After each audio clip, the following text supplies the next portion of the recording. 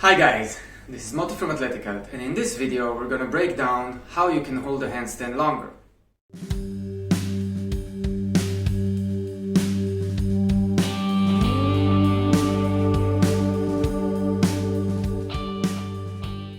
So holding a handstand, this is a very common question. Most people that start to do a handstand are able to go up but not stay more than a few seconds.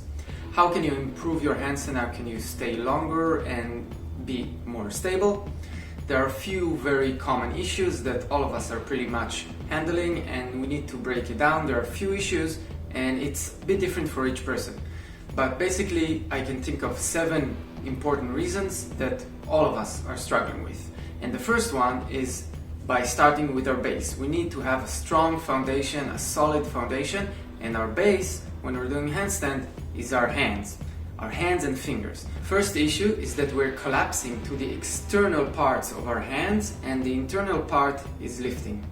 We need to push back and create force and tension in the internal part of our hand to create more solid base. The second issue when we're talking about our hands is using our fingers, spreading and pushing our fingers, activating and creating awareness and getting more information from the ground and more feedback to push the ground. So first solid foundation is our hands and fingers. Second reason why you cannot hold a handstand is the elbows. Bending the elbows, that's again a very common tendency that happens pretty much to everyone that goes on a handstand without thinking about it, without properly engaging and pushing and straightening the elbows. Elbows tend to bend because there is more weight on them, and then we have to use much more strength and stability and less on the line and less on the bones. So you're much less efficient. So straightening, meaning the elbows, from the beginning, from the point when you lift all the way when you handstand, really helps you establishing this solid base. Reason number 3, maybe that's the most common issue, maybe that's the most important issue, and that's the shoulders. Shoulders need to push up and open.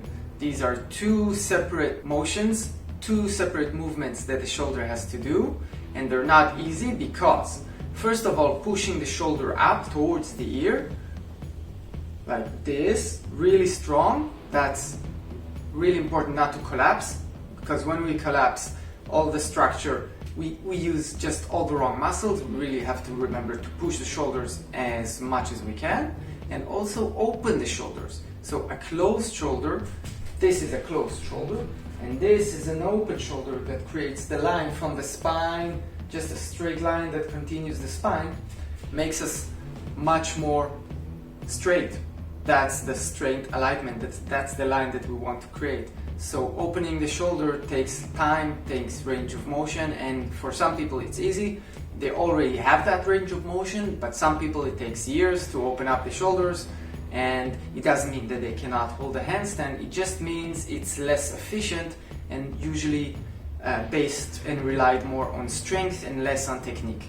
So pushing the shoulders and opening the shoulders to a straight line, that's a major issue why people cannot hold a handstand longer. Reason number 4, the hips. Many people see banana-shaped handstand. That's usually because closed shoulder, and also because we do not engage our hips. We need to do PPT, posterior pelvic tilt. Basically it means tucking the tailbone down and engaging the core. That's again helps us to create a line by elongating the tail towards the sky, tilting it inside, and hence it does not create a banana shape but creates a straight line. Again, critical. Why? Because you create a base and suddenly a big portion of the base, a big portion, pretty much half of our body, tilts to one side, so we need to take it back so it will be straight. So tucking the tailbone in is again extremely crucial, also along with opening the shoulder. Reason number 5, engaging the legs, the knees and the toes. Many people have less awareness in their feet, in their legs, in their knees, in their small toes, in their big toes, in their heels.